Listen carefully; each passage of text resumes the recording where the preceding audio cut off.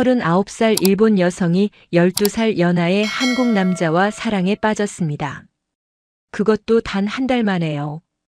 이 소식을 들은 주변 사람들, 일본 전역이 발칵 뒤집혔습니다. 그녀는 3년 전 약혼자에게 버림받은 아픔이 있었어요. 그 이후로 사랑을 포기하고 살았죠. 그런데 어느 날 갑자기 나타난 한국 청년이 그녀의 인생을 송두리째 바꿔놓았습니다.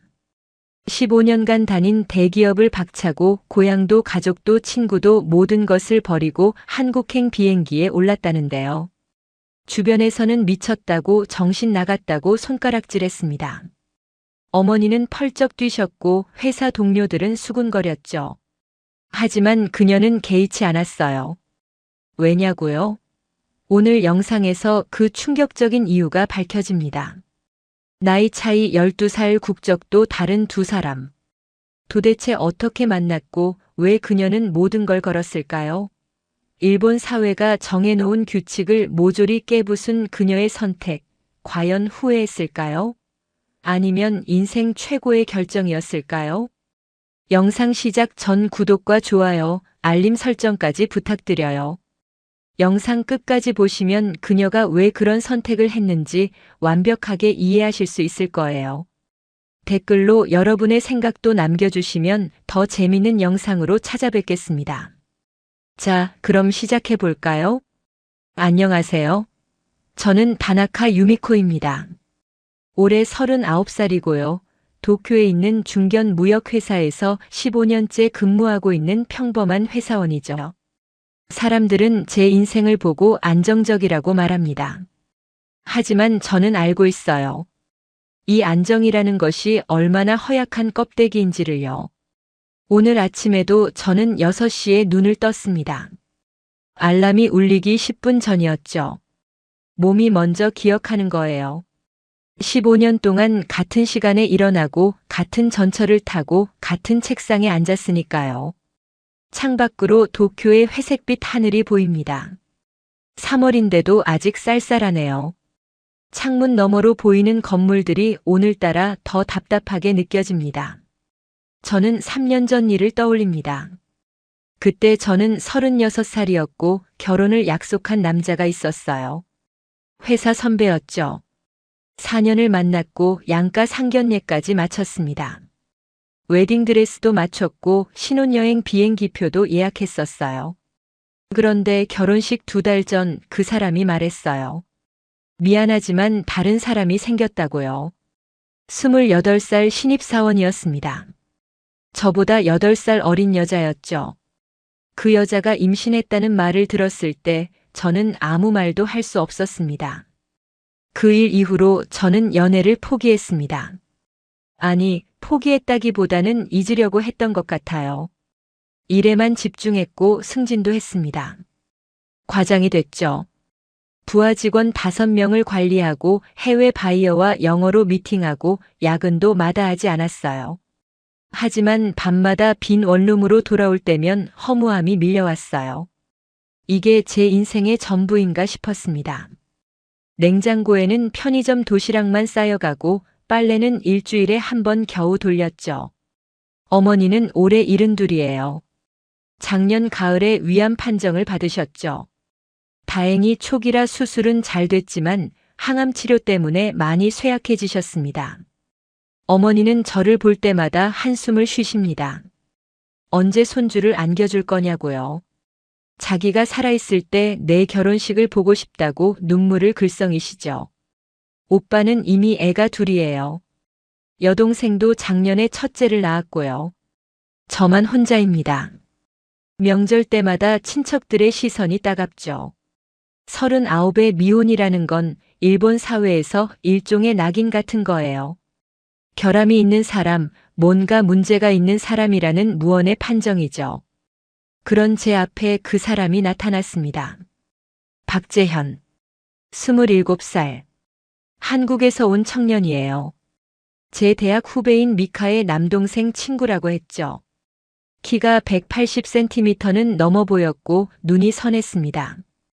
워킹 홀리데이 비자로 일본에 왔는데 지낼 곳이 마땅치 않다고 했습니다. 미카가 저에게 부탁했어요. 한 달만 재워줄 수 있겠냐고요. 처음에는 당연히 거절했습니다. 39살 독신 여성의 집에 27살 외국인 남자가 들어온다고요? 말이 안 되잖아요. 회사에 알려지기라도 하면 어떻게 되겠어요? 과장이라는 직책에 흠이 생기면 저는 이 회사에서 더 이상 버틸 수 없어요. 이 나이에 스캔들이라니 상상만 해도 끔찍했죠. 그런데 미카가 사정을 설명했습니다. 재현이라는 청년이 원래 머물던 쉐어하우스에서 갑자기 쫓겨났대요. 집주인이 건물을 팔아버렸다나요. 비자는 석 달밖에 안 남았고 돈도 별로 없다고 했습니다.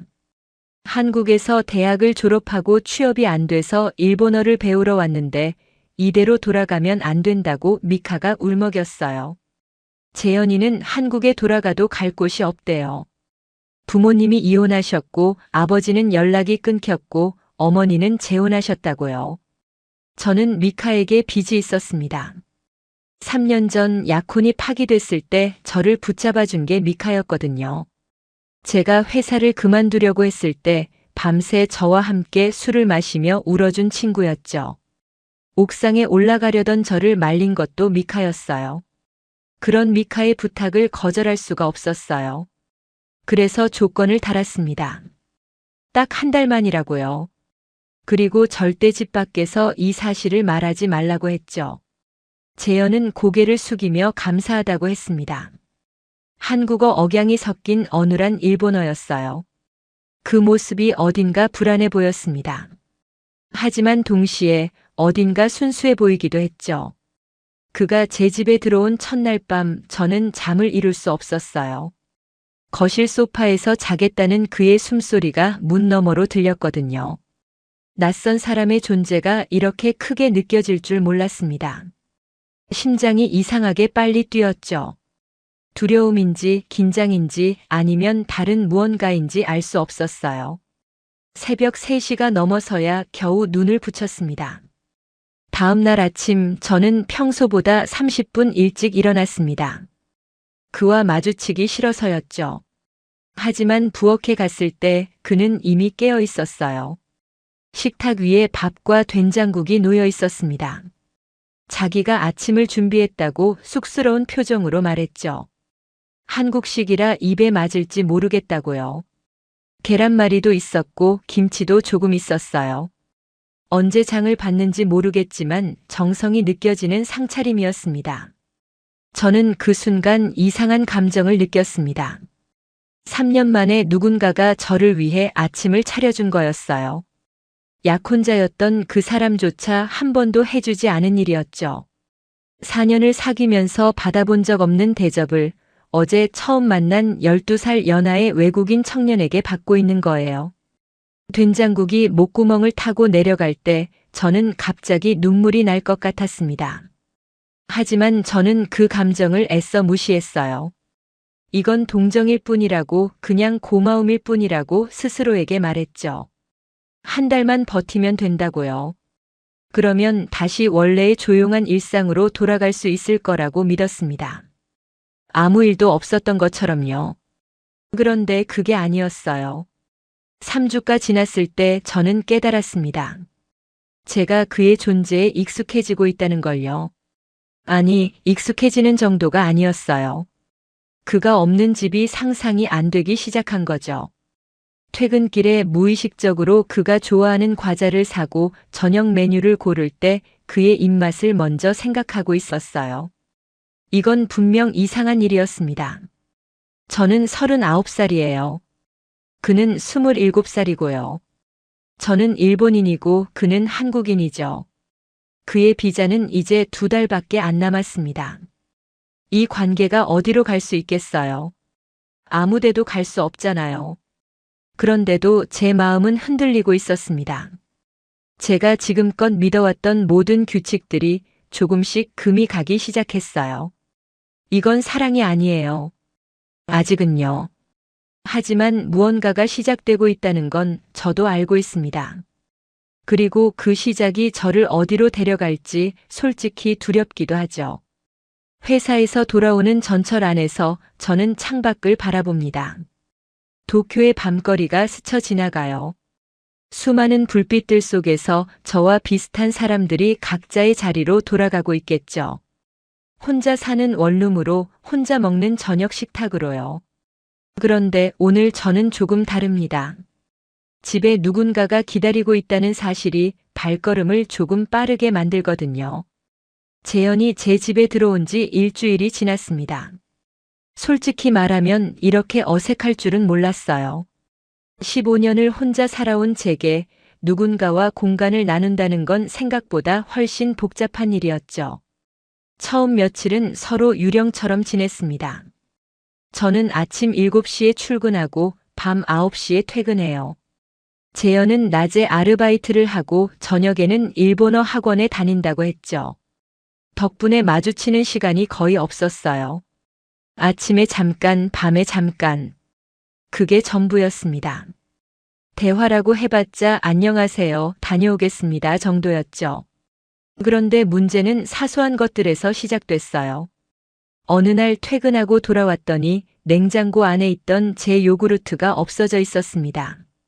저는 매일 아침 그 요구르트를 먹어요. 10년 넘게 같은 브랜드만 고집해왔죠. 유통기한을 확인하고 정확히 5개씩 사두는 습관이 있었습니다. 그런데 하나가 사라진 거예요. 저는 아무 말도 하지 않았습니다. 어차피 요구르트 하나잖아요. 하지만 마음 한구석이 불편했어요. 이상하죠?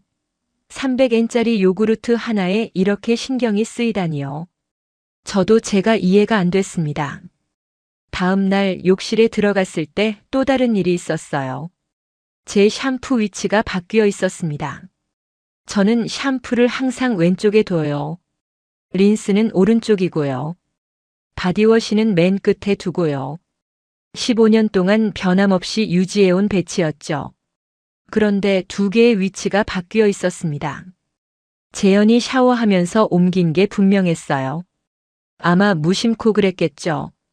외국인이니까 한국에서는 다르게 배치하나 싶기도 했고요. 별것 아닌 일이었지만 저는 또 불편함을 느꼈습니다. 제가 왜 이러는 걸까요? 저도 모르겠어요.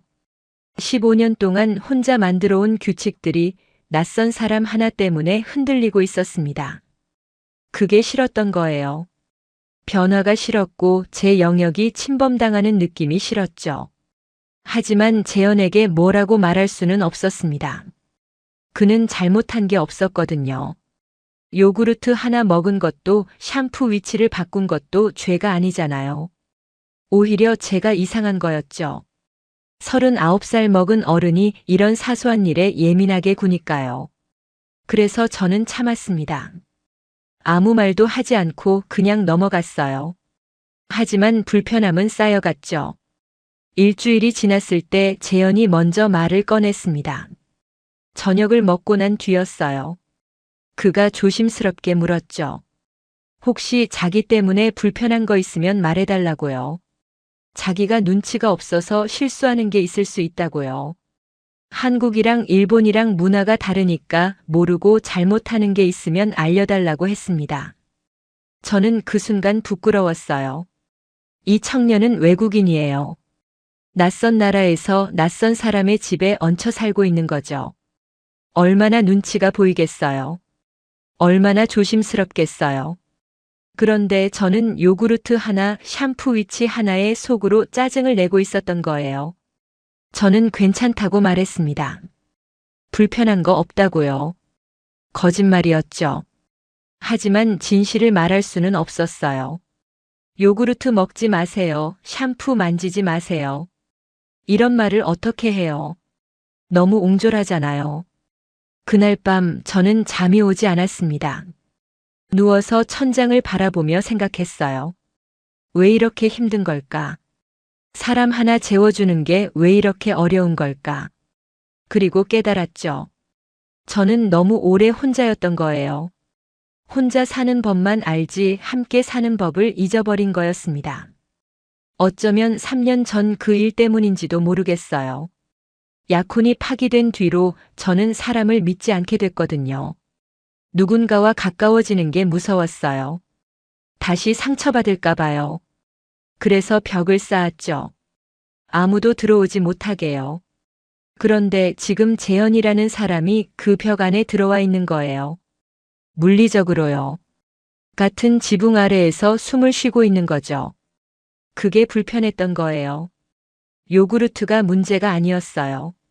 샴푸가 문제가 아니었죠. 누군가가 제 공간에 존재한다는 사실 자체가 저를 불안하게 만들었던 겁니다. 다음 날 아침 저는 일찍 일어났습니다. 재현보다 먼저요. 그리고 냉장고 문에 메모를 붙였어요. 왼쪽 칸은 제 것, 오른쪽 칸은 재현 씨 것. 마음대로 쓰세요. 욕실 선반도 마찬가지입니다. 왼쪽은 제 것, 오른쪽은 재현 씨 것이에요. 서툴렀지만 그게 제가 할 수 있는 최선이었어요. 규칙을 정하는 거죠. 경계를 분명히 하는 거예요. 그래야 서로 편하지 않겠어요. 퇴근하고 돌아왔을 때 재현이 저녁을 준비해 놓고 있었습니다. 김치찌개였어요. 한국 음식이죠. 냄새가 맛있었어요. 그가 말했습니다. 메모 잘 봤다고요. 그리고 고맙다고요. 규칙이 있으니까 오히려 마음이 편하다고 했어요. 뭘 해도 되고 뭘 하면 안 되는지 명확하니까 눈치 안 봐도 된다고요. 저는 그 말을 듣고 마음이 좀 놓였습니다. 규칙이 필요했던 건 저만이 아니었구나 싶었어요. 이 어색한 동거 생활에 우리 둘 다 어떻게 해야 할지 모르고 있었던 거죠. 하지만 규칙만으로는 해결되지 않는 것들이 있었습니다. 회사 동료인 사토 씨가 물었어요. 요즘 표정이 밝아 보인다고요. 무슨 좋은 일 있냐고요. 저는 아무것도 아니라고 대답했지만 심장이 덜컥 내려앉았어요. 누가 알면 어떡하죠? 39살 독신 여성이 27살 외국인 남자와 같이 산다는 사실이 알려지면요. 일본 사회는 소문에 민감해요. 특히 회사에서는요. 과장인 제가 그런 스캔들에 휘말리면 경력에 치명적인 타격이 될 수 있어요. 아무리 진실이 깨끗해도 사람들은 상상하고 판단하거든요. 저보다 12살 어린 남자와 동거한다? 그게 어떻게 보이겠어요? 저는 불안해지기 시작했습니다. 재현에게 더 조심해달라고 말해야 하나 싶었어요. 현관에서 마주치면 목례만 하고 빨리 지나가달라고요. 엘리베이터에서는 말을 걸지 말아달라고요. 하지만 그 순간 스스로가 한심해졌죠. 뭘 조심해요. 우리는 아무 사이도 아닌데요. 친구도 아니고 연인은 더더욱 아니에요. 그냥 사정이 있어서 잠시 같이 사는 것뿐인데요. 그런데 왜 이렇게 복잡해지는 걸까요? 왜 이렇게 신경이 쓰이는 걸까요? 출근길 전철 안에서도 재현 생각이 났어요. 아침을 먹었을까? 학원은 잘 다니고 있을까? 이런 생각들이 불쑥불쑥 떠올랐죠. 제가 왜 이러는 건지 모르겠어요. 오늘 밤도 저는 천장을 바라보며 생각합니다. 한 달이라고 했어요. 딱 한 달만요. 그러면 끝나는 거예요. 원래대로 돌아가는 거죠. 제 요구르트를 아무도 건드리지 않고 제 샴푸가 제자리에 있는 조용한 일상으로요. 그런데 이상하게도 그 생각이 마냥 기쁘지만은 않았습니다. 왜일까요? 저도 잘 모르겠어요. 어쩌면 이 어색함 속에도 뭔가 따뜻한 게 있었던 건지도 모르죠. 혼자가 아니라는 느낌 같은 거요.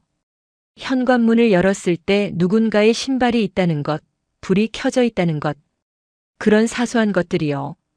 재현이 제 집에 온 지 3주가 지났습니다. 어느새 우리는 나름의 리듬을 찾아가고 있었어요. 아침에는 재현이 밥을 짓고 저녁에는 제가 간단한 반찬을 준비하죠. 냉장고 왼쪽과 오른쪽의 경계도 자연스러워졌고 욕실 사용 시간도 암묵적으로 정해졌습니다.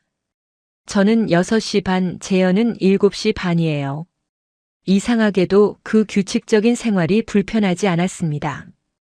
오히려 편안했어요. 누군가와 공간을 나눈다는 게 이런 느낌이구나 처음으로 알게 됐죠. 혼자일 때는 몰랐던 거예요. 아침에 누군가가 차려놓은 밥상 앞에 앉는다는 것, 퇴근하고 돌아왔을 때 불이 켜져 있다는 것. 그런 사소한 것들이 주는 위안이요. 하지만 세상은 우리 둘만의 것이 아니었습니다. 문제는 주말에 터졌어요. 어머니가 갑자기 도쿄에 오신다고 연락을 하셨거든요. 항암 치료 후 검진이 있는데 겸사겸사 저를 보러 오신다고요. 다음 주 토요일에 제 집에서 하룻밤 주무시겠다고 했습니다. 저는 전화를 끊고 나서 식은땀이 났어요. 어머니가 오신다고요? 이 집에요? 재현이 있는 이 집에요? 그건 불가능했습니다. 어머니가 알게 되면 설명할 방법이 없었어요. 39살 딸이 27살 외국인 남자와 같이 산다고요? 그것도 한국인이랑요? 어머니 세대는 한국에 대한 편견이 있으세요. 역사적인 이유로요.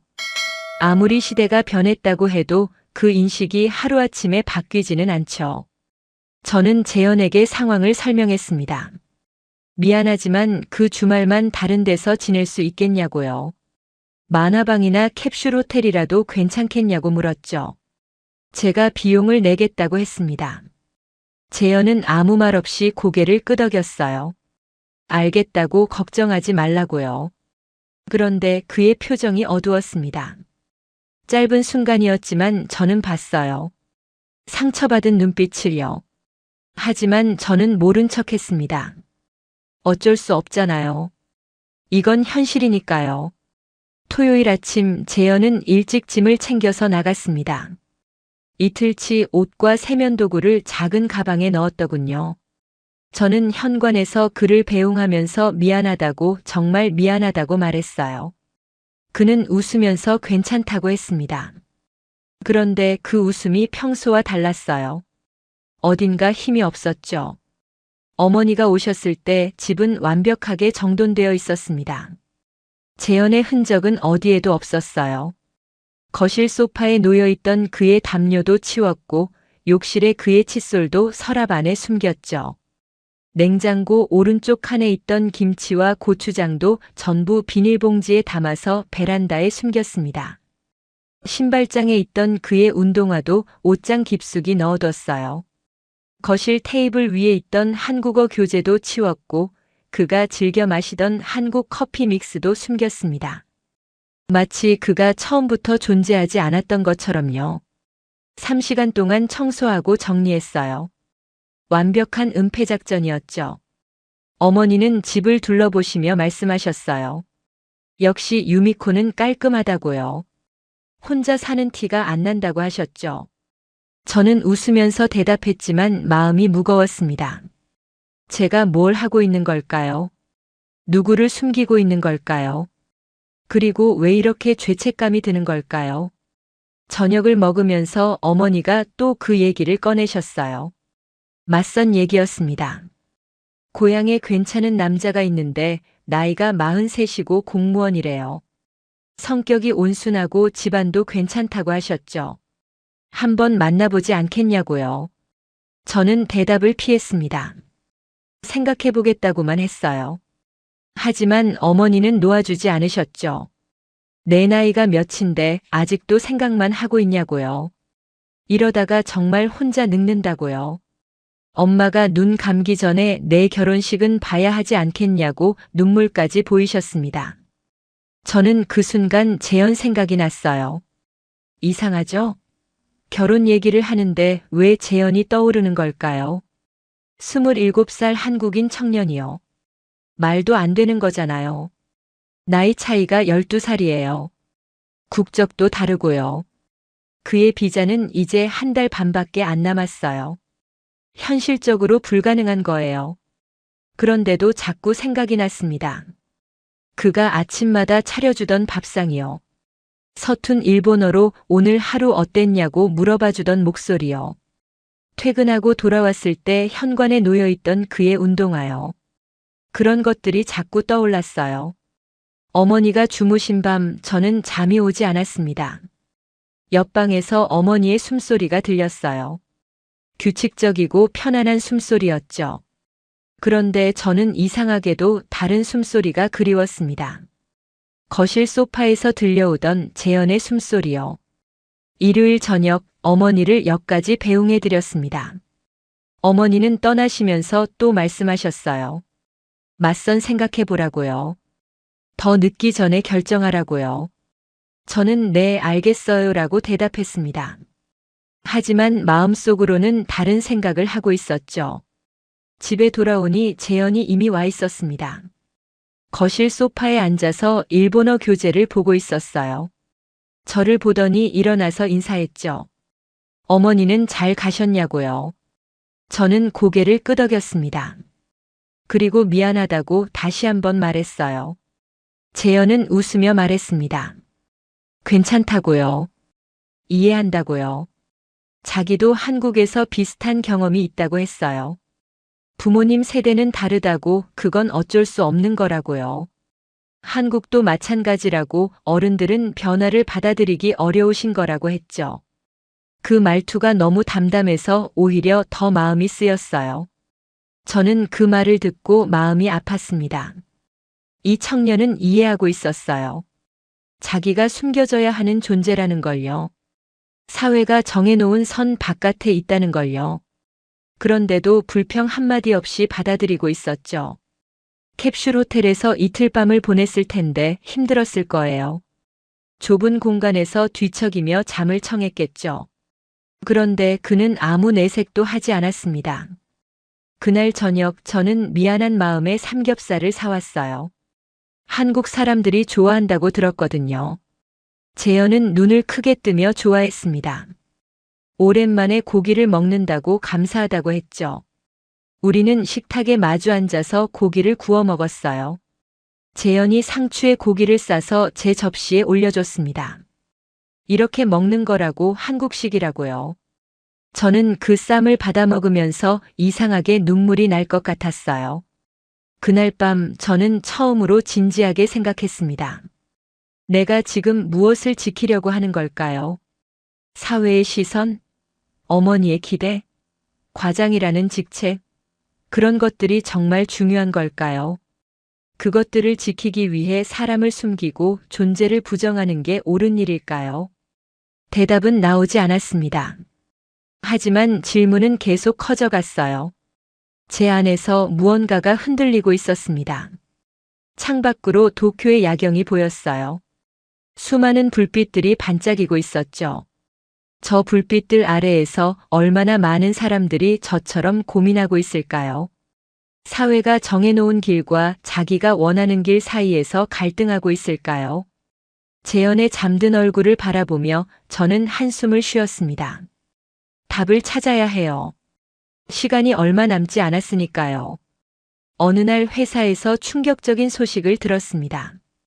후배 사원인 야마다 씨가 퇴사한다는 거였어요. 이유는 결혼이었습니다. 상대가 외국인이래요. 브라질 출신의 남자와 사귀고 있었는데 회사에서 눈치를 줬다고 하더군요. 직접적으로 그만두라고 한 건 아니지만 승진 심사에서 불이익을 받았고 업무에서도 점점 배제됐대요. 중요한 프로젝트에서 빠졌고 회식 자리에서도 대놓고 무시당했다고요. 야마다 씨는 결국 선택을 해야 했습니다. 회사냐 사랑이냐. 그녀는 사랑을 택했어요.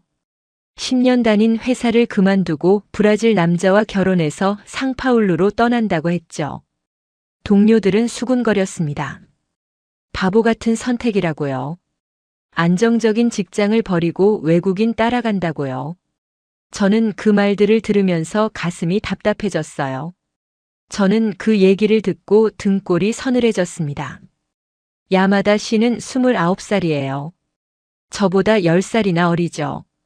그런 그녀도 이런 대우를 받는데 39살인 저는 어떻게 되겠어요? 과장이라는 직책이 뭔 소용이에요? 외국인과 사귄다는 이유만으로 지금까지 쌓아온 모든 게 무너질 수 있는 거예요. 15년간 쌓아온 커리어가 한순간에 물거품이 될 수 있다는 거죠.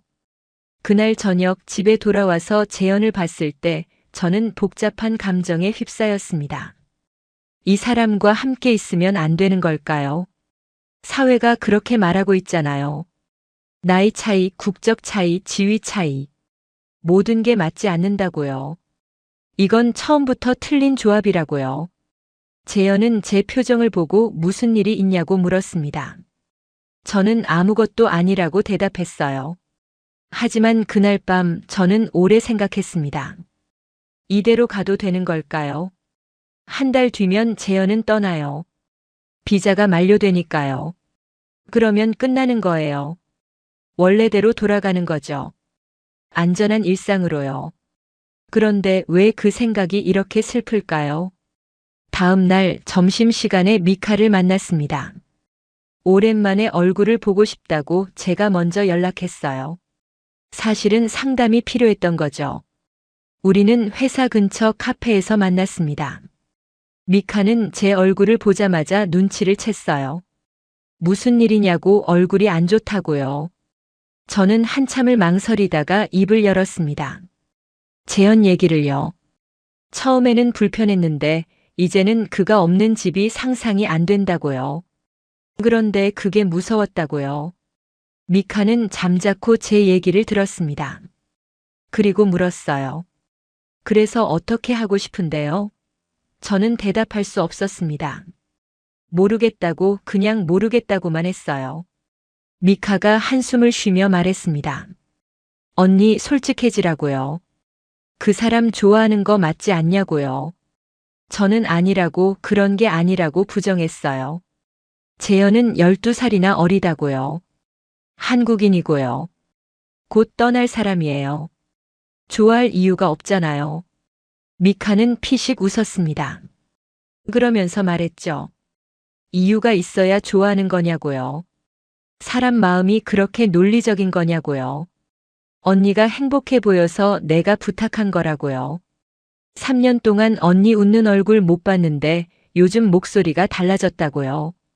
전화할 때마다 느꼈다고요. 뭔가 좋은 일이 있구나 싶었다고요. 저는 그 말에 할 말을 잃었습니다. 정말 그런가요? 제가 변한 건가요? 저도 모르는 사이에요. 생각해보니 그랬던 것 같기도 해요. 요즘 아침에 일어나는 게 덜 힘들었어요. 회사에서도 짜증이 줄었고요. 퇴근 시간이 기다려졌죠. 집에 가면 누군가가 있으니까요. 따뜻한 밥이 있으니까요. 그게 이렇게 큰 차이를 만드는 줄 몰랐어요. 카페를 나와서 회사로 돌아가는 길에 저는 생각했습니다. 사회는 계속 말하고 있어요. 39살 여자는 안정을 찾아야 한다고요. 나이에 맞는 상대를 만나야 한다고요. 외국인은 위험하다고요. 연하 남자는 믿을 수 없다고요. 그 목소리들이 제 머릿속을 꽉 채우고 있었어요. 하지만 동시에 다른 목소리도 들렸습니다. 아침마다 밥을 지어주던 재현의 목소리요.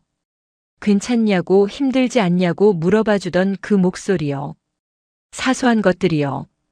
그런데 그 사소한 것들이 사회의 큰 목소리보다 더 따뜻하게 느껴졌어요. 그날 저녁 재현이 이상한 말을 했습니다. 자기가 떠난 뒤에도 건강하게 지내라고요. 좋은 사람 만나서 행복하게 살라고요. 갑자기 왜 그런 말을 하냐고 물었더니 그냥 그렇다고요. 비자가 얼마 안 남아서 생각이 많다고 했습니다. 저는 그 말을 듣고 마음이 철렁 내려앉았어요. 떠난다고요? 정말로요? 물론 알고 있었죠. 처음부터 한 달이라고 했으니까요. 이제 일주일 남았어요. 비자가 만료되면 그는 한국으로 돌아가야 해요. 그게 현실이에요. 하지만 현실이 이렇게 잔인할 줄은 몰랐습니다. 머리로는 알고 있었는데 마음이 따라가지 못했어요. 떠난다는 말이 이렇게 아플 줄 몰랐어요. 그냥 임시 동거인이었잖아요. 한 달만 재워주기로 한 사람이었잖아요. 그런데 왜 이렇게 가슴이 먹먹한 걸까요? 저는 그날 밤 거실로 나왔습니다. 재현이 소파에서 자고 있었어요. 담요를 덮고 웅크린 모습이 어린아이처럼 보였죠. 27살. 저보다 12살 어린 청년.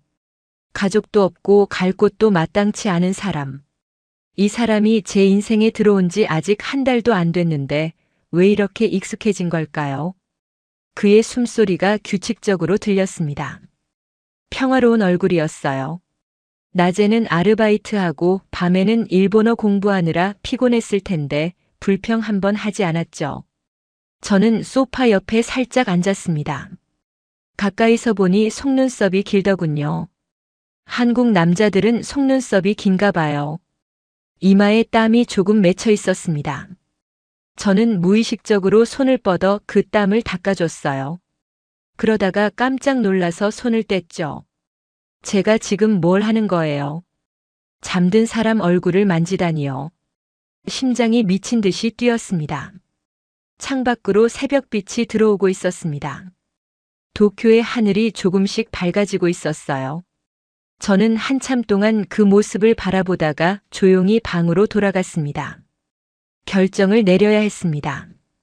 사회가 정해준 길을 갈 것인지 아니면 제가 원하는 방향으로 갈 것인지. 시간이 없었어요. 일주일. 딱 일주일 뒤면 모든 게 결정될 거예요. 그때까지 저는 답을 찾아야 해요.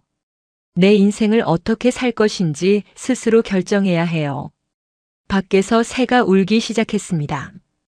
도쿄의 아침이 밝아오고 있었어요. 저는 아직 잠들지 못한 채 천장을 바라봤습니다. 39회를 살아오면서 이렇게 힘든 결정은 처음이었어요. 3년 전 약혼이 파기됐을 때도 이 정도는 아니었죠. 그때는 선택의 여지가 없었으니까요. 하지만 지금은 달라요. 제가 선택해야 해요. 안전한 길과 불확실한 길 중에서요. 그리고 그 선택의 결과를 제가 책임져야 하죠. 어떤 결정을 내리든 후회하지 않을 자신이 있을까요? 저도 잘 모르겠어요. 그 일은 재현이 떠나기 사흘 전에 일어났습니다. 회사에서 큰 문제가 터졌어요. 제가 담당하던 해외 거래처에서 갑자기 계약을 파기하겠다고 통보해 온 거예요. 3년 동안 공들인 프로젝트였습니다. 수억엔 규모의 거래였죠. 그게 한순간에 물거품이 됐어요. 부장님이 회의실로 저를 불렀습니다. 어떻게 된 거냐고, 왜 관리를 못했냐고요. 저는 변명할 말이 없었어요. 거래처 측 사정이 바뀐 거라서 제 잘못이 아니었지만 결과가 나쁘면 누군가는 책임을 져야 하잖아요. 그게 저였습니다. 회의실을 나왔을 때 동료들의 시선이 느껴졌어요.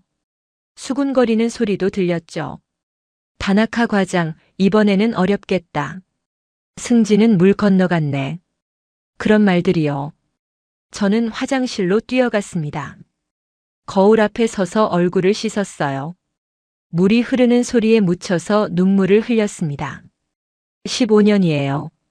15년 동안 이 회사를 위해 일했어요.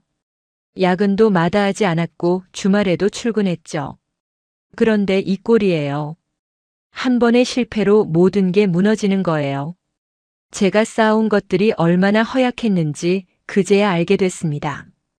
퇴근 시간이 됐지만 저는 집에 갈 수가 없었어요. 재현을 볼 면목이 없었거든요. 항상 밝은 모습만 보여줬는데 이렇게 무너진 모습을 보여주기 싫었어요. 그래서 회사 근처 선술집에 들어갔습니다. 혼자서 사케를 마셨어요. 한 잔, 두 잔, 세 잔. 안주도 시키지 않고 계속 마셨습니다. 옆 테이블에서 젊은 직장인들이 웃고 떠들고 있었어요. 저도 저 나이 때는 저랬겠죠. 미래가 창창하다고 믿었고 열심히 하면 다 된다고 생각했어요. 하지만 현실은 달랐습니다. 15년을 바쳐도 한 번의 실패로 모든 게 무너질 수 있어요. 그게 회사라는 곳이에요. 그게 사회라는 곳이죠. 밤 11시가 넘어서야 집에 돌아왔습니다. 취해서 비틀거리면서요. 현관문을 여는데 손이 떨렸어요. 열쇠가 자꾸 빗나갔죠. 세 번째 시도 만에 겨우 열쇠 구멍을 찾았는데 그때 문이 안에서 열렸습니다. 재현이었어요. 잠옷 차림이었지만 눈이 말똥말똥했죠. 저를 기다리고 있었던 게 분명했습니다. 그는 제 얼굴을 보더니 아무 말도 하지 않았습니다. 그냥 제 팔을 잡고 안으로 데려갔어요. 소파에 앉히고 물을 한 잔 가져다 줬죠. 저는 그 물을 받아들고 멍하니 앉아 있었습니다. 아무 말도 할 수 없었어요. 재현이 부엌으로 갔습니다. 무언가를 준비하는 소리가 들렸어요. 냄비 끓는 소리, 그릇 부딪히는 소리. 10분쯤 지났을까요? 그가 식탁에 뭔가를 차려놓았습니다. 미역국이었어요. 저는 그 미역국을 보고 울음이 터졌습니다. 일본에서 미역국은 별로 특별한 음식이 아니에요. 그냥 국 중 하나죠. 하지만 한국에서는 다르다고 들었어요. 생일날 먹는 음식이라고요. 어머니가 아이를 낳고 먹는 음식이라고요. 위로와 사랑의 의미가 담긴 음식이라고요. 재현이 언제 이걸 배웠을까요? 아니면 본능적으로 알았던 걸까요? 힘들어 보이는 사람에게 미역국을 끓여주는 것. 그게 한국 사람들의 방식이라는 걸요. 재현은 아무 설명도 하지 않았습니다. 그냥 조용히 맞은편에 앉아서 제가 울음을 그칠 때까지 기다렸어요. 왜 우느냐고 묻지도 않았고 괜찮다고 위로하지도 않았죠. 그냥 거기에 있어줬어요. 그게 전부였습니다. 그런데 그 침묵이 어떤 말보다 따뜻했어요. 억지로 위로하지 않는 것, 그게 진짜 배려라는 걸 처음 알았습니다. 저는 한참을 울고 나서 미역국을 먹었습니다. 따뜻했어요. 짜지도 싱겁지도 않은 딱 좋은 간이었죠. 목구멍으로 넘어갈 때 온몸이 따뜻해지는 느낌이었어요. 3년 전 약혼이 파기됐을 때 아무도 이런 걸 해주지 않았거든요. 부모님도 친구도 아무도요. 저는 혼자서 울고 혼자서 견뎠어요.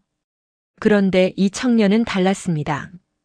12살이나 어린 이 외국인 청년이 말없이 미역국을 끓여준 거예요.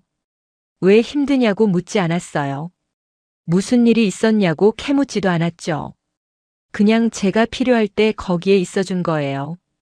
저는 미역국을 다 먹고 나서 재현을 바라봤습니다. 그리고 처음으로 솔직하게 말했어요. 회사에서 일이 잘 안 됐다고요. 큰 프로젝트가 망했다고요. 아마 승진은 물 건너갔을 거라고요. 15년 동안 열심히 했는데 이게 끝이 아닐까 싶다고요. 재현은 고개를 끄덕이며 들었습니다. 그리고 한참 후에 말했어요. 자기도 비슷한 적이 있다고요. 한국에서 취업 준비할 때 50군데 넘게 떨어졌다고요. 그때 정말 죽고 싶었다고요. 자기가 세상에서 제일 쓸모없는 사람 같았다고요.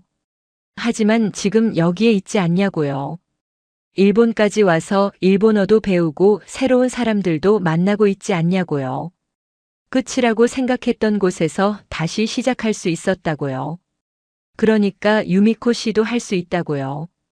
저는 그 말을 듣고 또 눈물이 났습니다. 이번에는 슬픔의 눈물이 아니었어요. 뭐라고 해야 할까요? 감동? 아니, 그것보다 더 깊은 거였어요. 이 사람이 저를 이해하고 있다는 느낌. 제가 혼자가 아니라는 느낌. 그런 거였습니다. 그날 밤 저는 오래간만에 깊이 잠들었습니다. 꿈도 꾸지 않았어요. 아침에 눈을 떴을 때 거실에서 밥 짓는 냄새가 났습니다. 재현이 또 아침을 준비하고 있었어요. 평소와 다름없는 아침이었죠. 하지만 저는 달라져 있었습니다. 어젯밤 그 미역국이 제 마음속에 무언가를 바꿔놓았거든요. 사회가 정해놓은 규칙들, 나이 차이, 국적 차이, 그런 것들이 갑자기 하찮아 보였어요. 중요한 건 그게 아니었습니다. 힘들 때 옆에 있어주는 사람, 말없이 미역국을 끓여주는 사람. 그게 중요한 거였어요. 저는 아침을 먹으면서 재현을 바라봤습니다. 그리고 마음속으로 결심했어요. 이 사람을 보내지 않겠다고요. 어떻게든 방법을 찾겠다고요. 비자가 만료되면 끝이라고. 아니에요. 끝이 아니에요. 제가 끝내지 않으면 되는 거예요. 비자가 문제라면 비자를 해결하면 되고, 거리가 문제라면 거리를 줄이면 돼요. 방법은 있어요. 찾으면 되는 거예요. 창밖으로 아침 햇살이 쏟아지고 있었습니다. 어젯밤의 어둠은 온데간데 없이 사라졌어요. 도쿄의 하늘이 맑게 개어 있었죠. 저는 그 하늘을 바라보면서 생각했어요. 새로운 시작은 늘 두렵지만 그래도 해볼 만한 거라고요. 재현이 그랬잖아요. 끝이라고 생각한 곳에서 다시 시작할 수 있다고요. 저도 그렇게 해보려고요. 이번에는 혼자가 아니니까요. 재현이 설거지를 하겠다고 일어났습니다. 저는 괜찮다고 내가 하겠다고 말했어요. 어젯밤에 미역국도 끓여줬는데 설거지까지 시킬 수는 없잖아요. 재현은 웃으면서 같이 하자고 했습니다. 저는 씻고 자기는 헹구겠다고요. 우리는 나란히 서서 설거지를 했어요. 좁은 싱크대 앞에서 어깨가 부딪혔지만 불편하지 않았습니다. 오히려 따뜻했어요. 이게 함께 산다는 거구나. 문득 그런 생각이 들었습니다. 혼자일 때는 몰랐던 행복이었죠. 재현이 떠나기 이틀 전이었습니다. 저는 결심을 행동으로 옮기기로 했어요. 퇴근 후에 재현을 불러서 이야기했습니다. 진지하게 할 말이 있다고요. 재현은 긴장한 표정으로 저를 바라봤어요. 무슨 일이냐고요. 혹시 자기가 뭘 잘못했냐고요. 저는 고개를 저었습니다. 그리고 말했어요. 가지 마세요. 여기 있으세요. 제 입에서 그 말이 나오는 게 저도 신기했어요. 39살 여자가 27살 남자에게 가지 말라고 말하고 있는 거예요. 평생 남에게 부탁하는 법을 몰랐던 제가요. 누군가에게 약한 모습 보이는 걸 극도로 싫어했던 제가요. 그런데 지금 이 사람 앞에서는 모든 게 무너지고 있었어요. 재현은 한참 동안 아무 말도 하지 못했습니다. 눈이 커지더니 입술이 떨리기 시작했어요. 그러다가 조심스럽게 물었어요. 무슨 뜻이냐고요? 그냥 더 묵으라는 건지 아니면 다른 의미가 있는 건지요. 목소리가 살짝 갈라졌어요. 저는 심호흡을 했습니다. 손이 떨렸어요. 심장이 미친 듯이 뛰었죠. 그리고 솔직하게 말했어요. 좋아한다고요. 언제부터인지 모르겠지만 재현 씨를 좋아하게 됐다고요. 나이 차이도 알고 국적이 다른 것도 알아요. 비자 문제가 있다는 것도 알고요. 사회가 뭐라고 할지도 알아요. 그래도 좋아한다고요. 이 마음을 숨기고 보내기 싫다고요. 숨기고 있다가 나중에 후회하기 싫다고요. 재현의 눈이 커졌습니다. 입이 벌어졌다 닫혔다를 반복하더니 잠시 후 그의 눈에 눈물이 고이기 시작했어요. 저는 당황했습니다. 왜 우느냐고요? 싫으면 거절해도 된다고요. 억지로 받아들일 필요 없다고요. 부담 갖지 말라고요. 재현이 고개를 저었습니다. 그리고 말했어요. 자기도 좋아한다고요. 처음 봤을 때부터 좋았다고요. 하지만 말할 수 없었다고요. 자기 입장에서는요. 신세를 지고 있는 처지에 어떻게 그런 말을 해요. 12살이나 연상인 사람에게 외국인 주제에 비자도 곧 만료되는데 말도 안 되는 거잖아요. 저는 그 말을 듣고 가슴이 뜨거워졌습니다. 우리 둘 다 같은 마음이었던 거예요. 같은 이유로 숨기고 있었던 거죠.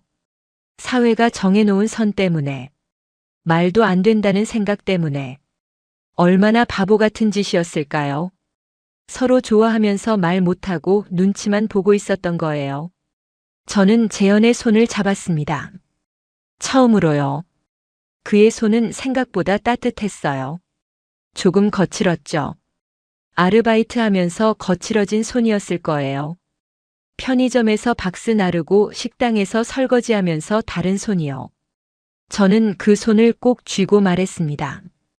방법을 찾아보자고요. 비자가 문제라면 비자를 해결하면 되고 거리가 문제라면 제가 가겠다고요. 나이가 문제라면 그건 숫자일 뿐이라고요. 재현이 놀란 표정으로 물었습니다. 한국에 오겠다는 거냐고요. 저는 고개를 끄덕였어요. 왜 안 돼요?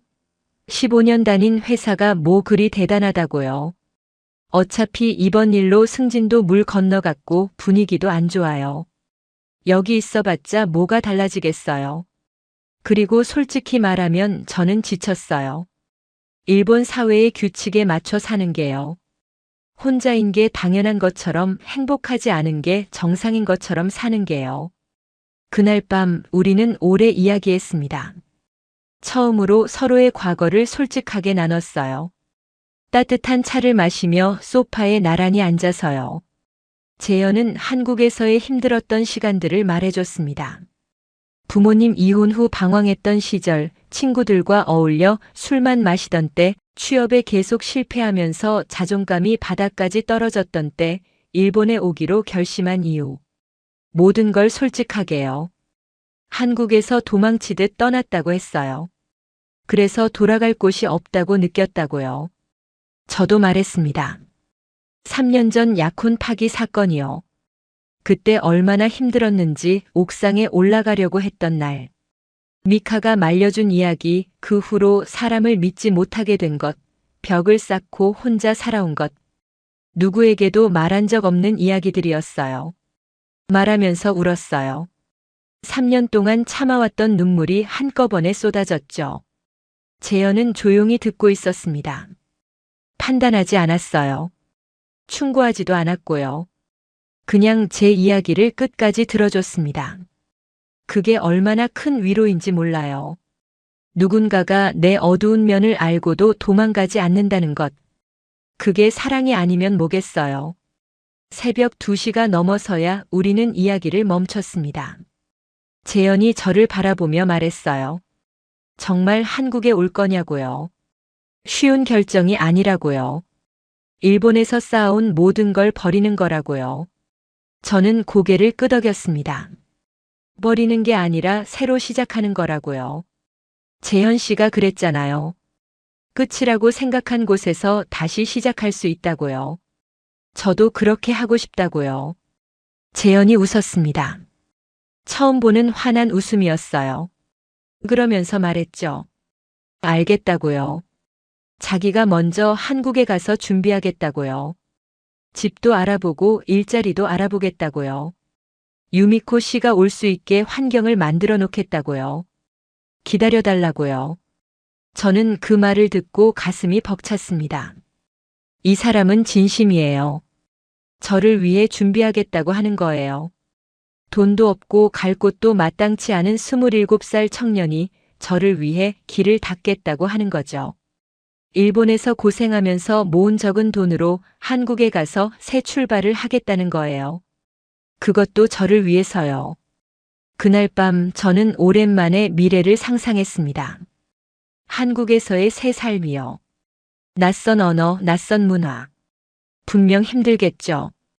한국어를 배워야 할 거예요. 새로운 직장을 구해야 할 거고요. 친구도 새로 사귀어야겠죠. 39살에 시작하는 새 인생이라니 생각만 해도 아찔했어요. 하지만 혼자가 아니니까요. 재현이 있으니까요. 그 생각만으로도 두렵지 않았어요. 아니, 두렵기는 했지만 그래도 해볼 만하다고 느꼈어요. 창밖으로 도쿄의 야경이 반짝이고 있었습니다.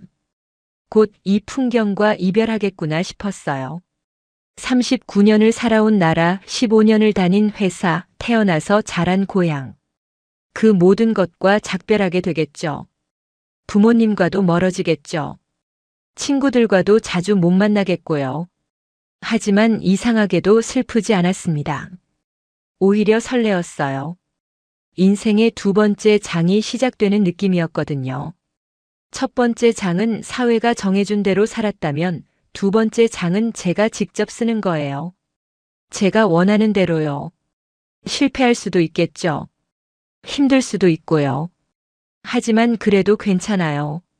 적어도 후회는 안 할 테니까요. 재현의 손을 잡은 채로 잠이 들었습니다. 따뜻하고 편안한 밤이었어요. 39년 인생에서 가장 행복한 밤이었을지도 모르겠어요. 내일부터는 새로운 시작이에요. 두렵지만 설레는 그런 시작이요. 재현이 한국으로 떠난 날, 저는 나리타 공항까지 배웅을 갔습니다. 출국장 앞에서 우리는 한참 동안 서 있었어요. 할 말이 너무 많은데 뭐부터 해야 할지 모르겠더라고요. 재현이 먼저 입을 열었습니다. 꼭 오라고요. 기다리겠다고요. 언제까지든 기다리겠다고요. 저는 고개를 끄덕였습니다. 갈게요. 꼭 갈게요. 약속해요. 목소리가 떨렸어요. 울지 않으려고 참았는데 결국 눈물이 흘렀습니다. 재현이 제 눈물을 손으로 닦아줬어요. 그러면서 웃었죠. 울지 말라고요. 이별이 아니라 잠시 떨어지는 거라고요. 출국 심사줄이 점점 짧아지고 있었습니다. 시간이 없었어요. 마지막으로 재현을 껴안았습니다. 공항 한복판에서요. 주변 사람들이 쳐다봤지만 상관없었어요. 그 순간만큼은 세상에 우리 둘밖에 없는 것 같았거든요. 재현이 출국장으로 들어가기 직전에 돌아봤습니다. 손을 흔들었어요. 저도 손을 흔들었죠. 그리고 그는 사라졌습니다. 출국장 문 너머로요. 저는 한참 동안 그 자리에 서 있었어요. 발이 떨어지지 않았거든요. 공항에서 집으로 돌아오는 전철 안에서 저는 창밖을 바라봤습니다. 지나가는 풍경들이 흐릿하게 보였어요. 눈물 때문이었죠. 옆자리 아주머니가 걱정스러운 눈으로 쳐다봤지만 신경 쓰지 않았어요. 이제 혼자예요. 다시 혼자가 됐어요. 재현이 있던 한 달이 꿈처럼 느껴졌습니다. 하지만 예전과는 달랐습니다. 예전의 외로움은 막막했어요. 끝이 보이지 않는 터널 같았죠. 3년 전 약혼이 파기됐을 때 저는 그 터널 안에서 헤맸어요. 출구가 어디인지 몰랐죠. 하지만 지금의 외로움은 달라요. 끝이 보이거든요. 재현이 기다리고 있으니까요. 그 생각만으로도 힘이 났어요. 기다리는 사람이 있다는 것, 그게 이렇게 큰 힘이 될 줄 몰랐습니다. 집에 돌아왔을 때 거실이 텅 비어 보였습니다. 소파 위에 있던 재현의 담요가 사라졌어요. 욕실에 있던 그의 칫솔도요. 냉장고 오른쪽 칸도 비어 있었죠. 한 달 동안 함께 생활한 흔적들이 하나둘씩 사라지고 있었어요. 하지만 저는 울지 않았습니다. 대신 컴퓨터를 켰어요. 한국행 비행기 표를 검색했죠. 도쿄에서 서울까지 2시간 반이면 갈 수 있어요. 생각보다 가깝더라고요. 비행기 표값도 생각보다 비싸지 않았고요. 왜 진작 이걸 몰랐을까요? 국경이라는 게 생각보다 얇은 벽이었던 거예요. 다음 날 저는 회사에 사직서를 냈습니다. 부장님이 놀라셨어요. 왜 갑자기 그만두느냐고요. 이번 프로젝트 건 때문이냐고요. 15년 동안 일했는데 이러면 안 된다고요. 생각 좀 더 해보라고요. 휴직이라도 하라고요. 저는 아니라고 했어요. 개인적인 사정이 생겼다고요. 한국으로 가게 됐다고요. 이미 결심한 거라고요. 되돌릴 생각이 없다고요. 부장님 표정이 묘했습니다. 한국이라고요? 왜요? 거기 가서 뭘 하려고요? 저는 대답하지 않았어요. 굳이 설명할 필요를 못 느꼈거든요. 사랑하는 사람이 있어서요 라고 말할 수도 있었지만 그러지 않았어요. 제 인생이니까요. 제가 결정할 문제니까요. 부장님이 뭐라고 하든 동료들이 뭐라고 하든 상관없었어요. 사직서가 수리되기까지 한 달이 걸렸습니다. 인수인계도 해야 했고 정리할 것도 많았거든요. 그 한 달 동안 재현과 매일 영상통화를 했어요. 시차가 없어서 좋았죠. 밤 10시에 통화하면 한국도 밤 10시니까요. 재현은 서울에서 열심히 준비하고 있었습니다. 작은 원룸을 구했다고 했어요. 월세가 저렴한 동네라고요. 방은 좁지만 깨끗하다고 했죠. 제가 올 때까지 더 좋은 집을 찾아보겠다고 했어요. 일자리도 알아보고 있다고요. 일본어를 할 줄 아니까 일본 회사 한국 지사에 지원해 볼 거라고요. 저는 그 이야기를 들으면서 마음이 따뜻해졌어요. 이 사람은 정말로 준비하고 있구나. 저를 위해 길을 닫고 있구나. 27살 청년이 할 수 있는 최선을 다하고 있구나. 그 진심이 느껴졌어요. 어머니에게도 말씀드렸습니다. 한국으로 간다고요. 처음에 어머니는 펄쩍 뛰셨어요.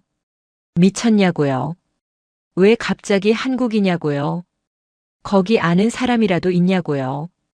저는 솔직하게 말했습니다. 좋아하는 사람이 있다고요. 한국 사람이라고요. 나이는 12살 어리다고요. 어머니는 한참 동안 말을 잃으셨어요. 그러다가 한숨을 쉬셨죠. 내가 행복하면 그게 중요한 거라고요. 엄마는 내 행복을 바란다고요. 뜻밖이었어요. 반대하실 줄 알았거든요. 한국인이라고 하면 난리가 날 줄 알았어요. 역사적인 문제로 부정적인 인식이 있으신 줄 알았거든요. 그런데 어머니는 받아들이셨습니다. 물론 완전히 이해하신 건 아니었을 거예요. 한숨도 쉬셨고 걱정도 많이 하셨죠. 언어는 어떻게 할 거냐고, 일자리는 있냐고, 아프면 어떻게 하냐고요. 하지만 적어도 반대하지는 않으셨죠. 엄마도 늙어서 생각이 바뀌었다고 하셨어요. 내가 행복하면 그게 제일 중요한 거라고요. 그것만으로도 감사했어요. 미카에게도 말했습니다. 미카는 환하게 웃으며 말했어요. 잘 됐다고요. 드디어 결심했구나. 언니가 행복해 보여서 기쁘다고요. 재현이한테 잘하라고요. 좋은 애니까요. 내가 소개시켜준 보람이 있다고요. 저는 그 말에 눈물이 났습니다. 미카가 없었으면 재현을 만나지 못했을 테니까요. 운명이라는 게 있다면 미카가 그 운명의 연결고리였던 거예요. 미카에게 고맙다고, 정말 고맙다고 여러 번 말했어요. 퇴사하는 날 동료들이 작은 송별회를 해줬습니다. 다들 왜 갑자기 그만두느냐고, 한국에 왜 가느냐고 물었지만 저는 웃으며 대답을 피했어요. 언젠가 알게 되겠죠. 아니, 안 알아도 괜찮아요. 중요한 건 다른 사람의 시선이 아니니까요. 마지막 출근일 밤 텅 빈 사무실에서 저는 창밖을 바라봤습니다. 도쿄의 야경이 반짝이고 있었어요. 15년 동안 바라봤던 풍경이죠. 야근하며 수없이 봤던 야경이에요. 이제 이 풍경과 작별이에요. 조금 아쉽기도 했지만 후회는 없었어요. 책상 서랍을 정리하다가 오래된 사진 한 장을 발견했습니다. 입사 첫날 찍은 사진이었어요. 24살의 저였죠. 눈이 초롱초롱하고 미래에 대한 희망으로 가득 찬 얼굴이었어요. 그때의 저는 상상도 못했겠죠. 15년 후에 이 회사를 떠나 한국으로 갈 거라고는요. 사진을 가방에 넣었습니다. 버리지 않기로 했어요. 이것도 제 인생의 일부니까요. 새로운 풍경이 저를 기다리고 있으니까요. 서울의 야경이요. 재현과 함께 볼 야경이요. 어떤 모습일까요? 분명 도쿄와는 다르겠죠. 하지만 괜찮아요. 새로운 게 두렵지 않으니까요. 오히려 기대돼요. 재현이 어떤 집을 구했을지, 어떤 동네인지, 창밖으로는 무엇이 보일지. 그 모든 게 궁금했어요. 인천공항에 도착했을 때 심장이 터질 것 같았습니다. 도착 게이트를 나서자마자 재현이 보였어요. 손에 꽃다발을 들고 서 있었죠. 저를 발견하더니 환하게 웃었습니다. 저는 캐리어를 끌고 그에게 달려갔어요. 공항 한복판에서 껴안았습니다. 주변 사람들이 쳐다봤지만 상관없었어요. 한 달 만이에요. 겨우 한 달이었는데 1년처럼 길었거든요. 재현이 말했습니다. 어서 오라고요. 잘 왔다고요. 환영한다고요. 그 말 한마디에 눈물이 났어요. 진짜 왔구나. 진짜 한국에 왔구나. 꿈이 아니구나. 실감이 났습니다. 공항에서 서울로 가는 길 창밖으로 한국의 풍경이 펼쳐졌습니다. 도쿄와는 다른 풍경이었어요. 간판들이 전부 한글이고 도로 표지판도 한글이고 사람들이 하는 말도 한국어였죠. 낯설었어요. 하지만 재현이 옆에 있으니까 무섭지 않았습니다. 오히려 설레었어요. 재현이 구한 집은 서울 외곽의 작은 원룸이었습니다. 역에서 10분 거리라고 했어요. 경기도와 서울의 경계쯤 되는 동네였죠. 방은 좁았지만 깨끗했어요. 침대 하나, 책상 하나, 작은 옷장 하나. 그게 전부였지만 충분했습니다. 창문 밖으로 작은 공원이 보였어요. 아이들이 뛰어노는 모습이 보이더라고요. 평화로운 풍경이었습니다. 재현이 말했어요. 여기서 같이 살자고요. 좁지만 둘이 있으면 따뜻할 거라고요. 둘이 힘을 합치면 뭐든 할 수 있다고요. 돈을 모으면 나중에 더 좋은 집으로 이사 가자고요. 저는 그 말에 고개를 끄덕였습니다. 네, 같이 살아요. 같이 힘내요. 목소리가 떨렸어요. 39살의 새 인생을 시작하는 거예요. 낯선 나라에서 낯선 언어로요. 무섭지 않다면 거짓말이겠죠. 밤에 잠이 안 올 때도 있었어요.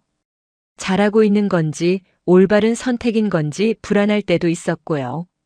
하지만 재현이 옆에서 자고 있는 걸 보면 마음이 놓였어요.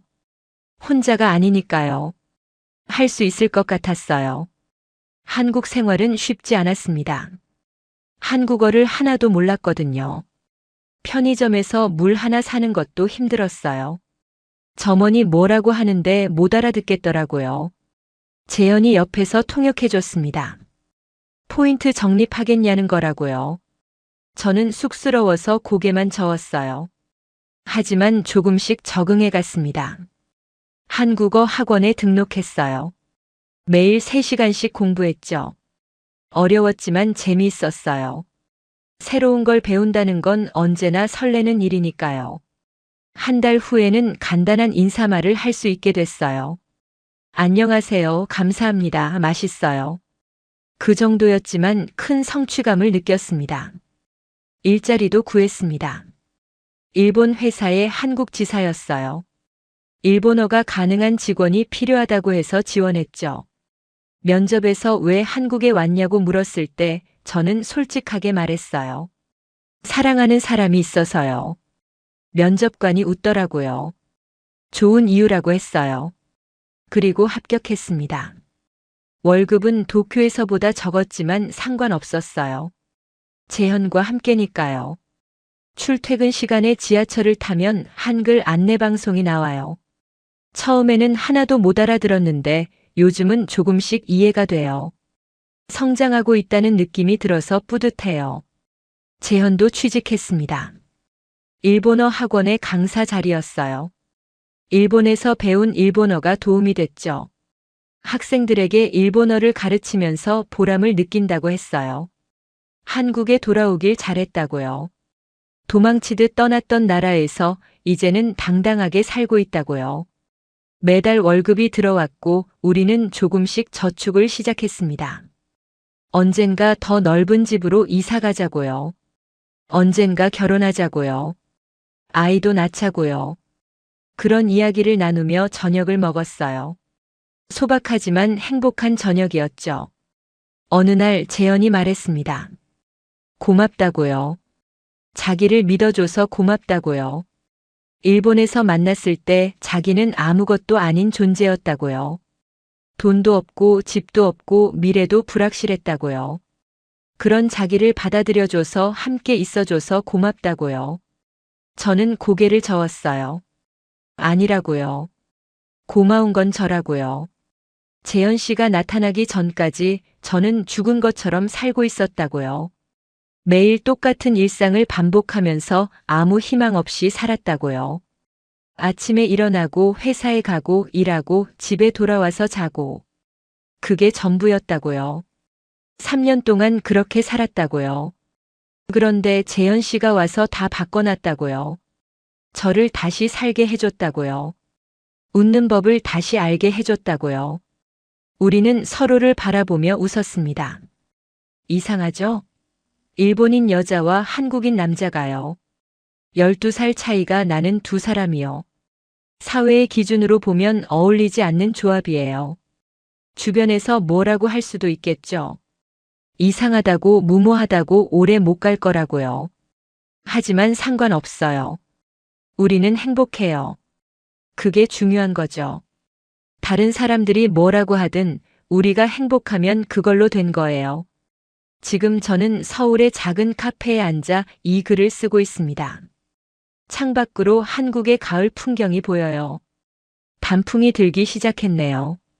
일본의 단풍과는 조금 다른 색깔이에요. 하지만 예뻐요. 모든 게 새롭고 모든 게 아름다워요. 한국에 온 지 6개월이 됐습니다. 아직 서툴러요. 한국어도 잘 못하고 문화도 잘 모르고요. 실수도 많이 해요. 하지만 괜찮아요. 배워가면 되니까요. 재현이 옆에서 알려주니까요. 이 이야기를 왜 쓰느냐고요? 누군가에게 묻고 싶어서예요. 당신의 삶은 당신이 선택한 건가요? 아니면 사회가 정해준 건가요? 나이, 국적, 성별, 그런 것들 때문에 포기한 게 있나요? 그렇다면 다시 생각해 보세요. 그게 정말 포기해야 할 만큼 중요한 기준인지요. 저는 39살에 새 인생을 시작했습니다. 늦었다고요? 아니에요. 절대 늦지 않았어요. 시작하는 순간이 가장 빠른 거예요. 저처럼요. 40이 되어도 50이 되어도 시작할 수 있어요. 나이는 숫자일 뿐이에요. 중요한 건 용기예요. 한 발짝 내딛는 용기요. 저도 그 용기를 내기까지 3년이 걸렸어요. 3년 동안 망설이고 두려워하고 포기하려고 했어요. 하지만 결국 해냈어요. 당신도 할 수 있어요. 용기만 있다면요. 옆에서 재현이 커피를 들고 왔습니다. 고생한다며 웃어요. 글 다 썼냐고 물어요. 저도 웃어요. 거의 다 썼다고 해요. 이게 행복이에요. 별거 아닌 것 같지만 이게 행복이에요. 함께하는 것. 같이 커피 마시고 같이 저녁 먹고 같이 잠드는 것. 그게 전부예요. 그게 인생이에요. 저는 그걸 40이 다 되어서야 알았어요. 늦었지만 알게 돼서 다행이에요. 창밖으로 노을이 지고 있어요. 서울의 노을은 참 예뻐요. 재현과 함께 이 노을을 보고 있어요.